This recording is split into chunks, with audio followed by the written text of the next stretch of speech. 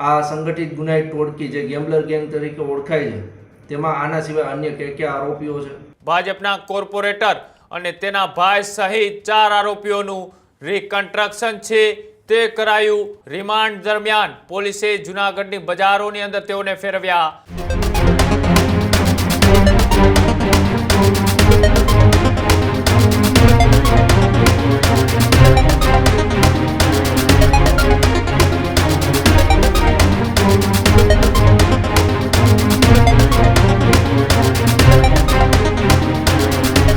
સમાચારોમાં આગળ વાત કરીએ જૂનાગઢની, તો જૂનાગઢ ભાજપના કોર્પોરેટરો સામે છે તે ગુનો છે તે નોંધવા બાબતનો એ મામલો છે તે ત્યારે સામે આવી રહ્યો છે.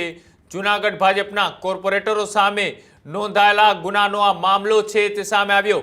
ભાજપના કોર્પોરેટર અને તેના ભાઈ સહિત 4 આરોપીઓનું રિકન્સ્ટ્રક્શન છે તે કરાયું. ભાજપના કોર્પોરેટર સહિત તમામ સામે ગુસ્સીટોકનો ગુનો છે તે નોંધવામાં આવ્યો. પકડાયેલા 4 આરોપીઓ સામે અંદાજિત 30 જેટલા ગુનાઓ છે તે આચર્યા હતા. જૂનાગઢ પોલીસે તમામ સામે ગુસ્સીટોકનો છે તે ગુનો અત્યારે દાખલ કર્યો છે. ભાજપના કોર્પોરેટર અબ્બાસ કુરેશી સહિતના સંગઠિત ટોળકીએ મચાવ્યો હતો આતંક અને જૂનાગઢ પોલીસે ગુસ્સીટોકની અંદર અત્યારે કોર્ટમાં રજૂ કરી અને રિમાન્ડ છે તે મેળવ્યા હતા. રિમાન્ડ દરમિયાન પોલીસે જૂનાગઢની બજારોની અંદર તેઓને ફેરવ્યા. જૂનાગઢની બજારમાં જ્યાં ગુનો કર્યો હતો ત્યાં હાથ જોડીને માફી છે તે પણ મગાવી. જૂનાગઢ ડીવાયએસપી રવિરાજસિંહ પરમારે તપાસ છે તે આ ઘટનાની સોંપવામાં આવી છે. આ જે ઘટના બની છે કે જ્યાં જૂનાગઢ ભાજપના કોર્પોરેટર સામે ગુનો છે તે દાખલ કરવામાં આવ્યો. ગુસ્સીટોકનો ગુનો દાખલ કરી તેમનું રિકન્સ્ટ્રક્શન છે તે કરવામાં આવ્યું અને સાથે તેઓએ જે જગ્યાએ એ ગુનો કર્યો હતો તે તમામ જગ્યા ઉપર જઈ અને તેઓને માફી મંગાવવામાં આવી. અને આ જે ઘટના બની છે આ ઘટનાને લઈ એ અધિકારીઓની પ્રતિક્રિયા પણ સામે આવી છે. આવો શું કહ્યું તે પણ જોઈએ. જૂનાગઢ શહેર એ ડિવિઝન પોસ્ટે ખાતે ગેમ્બલર ગેંગ વિરુદ્ધ ગુસ્સીટોકનો ગુનો દાખલ કરવામાં આવેલો હતો.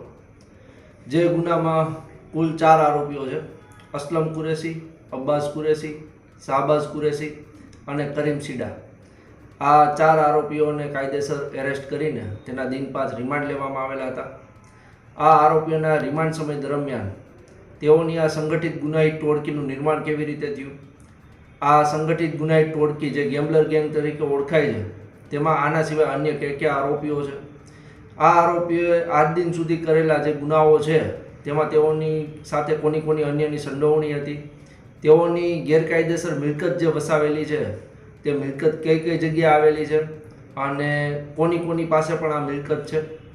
આ ઉપરાંત આ આરોપીઓએ મ્યુલ અકાઉન્ટ જે ઓપરેશન મ્યુલ હન્ટ અંતર્ગત કેસ દાખલ કરવામાં આવેલો તેમાં પણ કરોડોનું કૌભાંડ કરવામાં આવેલું હોય. આ જે કરોડોના કૌભાંડના પૈસા છે તેમાં કોણ સંડોવાયેલું હતું અને જે આરોપીઓ જે છે તે કેવી રીતે આ ગુનાહિત પ્રવૃત્તિને અંજામ આપ્યો હતો આ તમામ તપાસ કરવામાં આવેલી હતી. તેમજ આજરોજ આરોપીઓના ઘરે પણ ઝડપી કરવામાં આવેલી હતી. સુખનાથ વિસ્તારમાં 4 આરોપીઓના ઘરે ઝડપી કરવામાં આવેલી છે તથા જે ગુનાહિત સાહિત્ય છે તેઓની પાસેથી કબજે કરવામાં આવેલા છે. જૂનાગઢની તથા તમામ જનતાને નમ્ર અપીલ છે કે ગેમ્બલર ગેંગના જે આરોપીઓ છે તેઓ દ્વારા ભૂતકાળમાં કોઈ પણ રીતે શારીરિક કે માનસિક ત્રાસ આપવામાં આવ્યો હોય અથવા જે મિલકત છે તે પચાવી પાડવામાં આવી હોય, જમીન મકાન પચાવી પાડવામાં આવ્યા હોય તો જૂનાગઢ ગ્રામ્ય ડિવિઝન કચેરીનો સંપર્ક કરવો. જૂનાગઢ પોલીસ તમામને ખાતરી આપે છે કે જે કંઈ મિલકત ગયેલી છે તે ન્યાયિક અને કોર્ટ રાહે જે તે વ્યક્તિને પરત કરવામાં પોલીસ મદદરૂપ થશે. સાહેબ, કયા પ્રકારનું સાહિત્ય બધું કબજે કરવામાં આવ્યું છે? હાલ જે બેંકના ચેકબુક છે, પાસબુક છે તથા જે પાન કાર્ડ, આધાર કાર્ડ, આરોપીઓના જે પાસપોર્ટ છે તેવી તમામ વિગતો કબજે કરવામાં આવે છે.